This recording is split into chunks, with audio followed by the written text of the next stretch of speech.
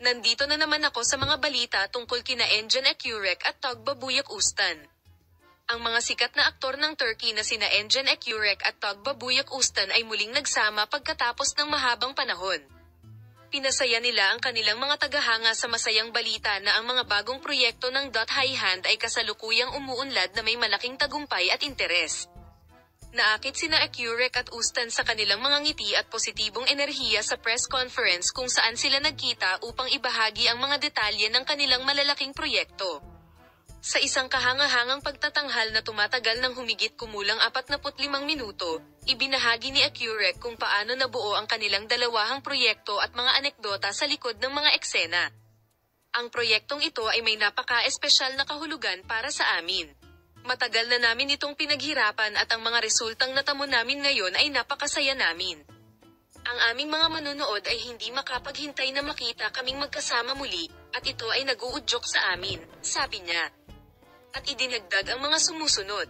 Salamat sa lahat ng sumali sa amin ngayon. Hindi kami maaaring maging mas nasasabik na ibahagi sa iyo ang mga proyektong ito, at umaasa kaming nagdudulot ito sa iyo ng labis na kagalakan tulad ng ginagawa nila sa amin.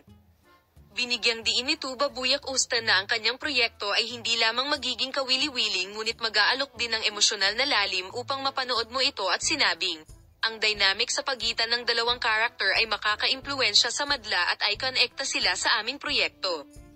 Mayroong isang bagay sa kanilang sarili sa proyektong ito.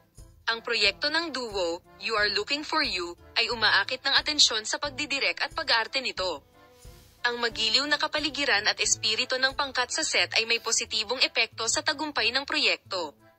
Sa pagtatapos ng pahayag, pinasalamatan nina Engin Ekurek at Tugbabuyak Ustan ang kanilang mga tagahanga at sinabi ang mga sumusunod.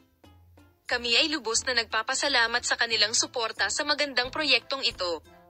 Ikinagagalak naming ibahagi sa iyo ang masayang sandali na ito. Magpapatuloy ang iyong mga sorpresa, mangyaring maghintay ng walang pasensya.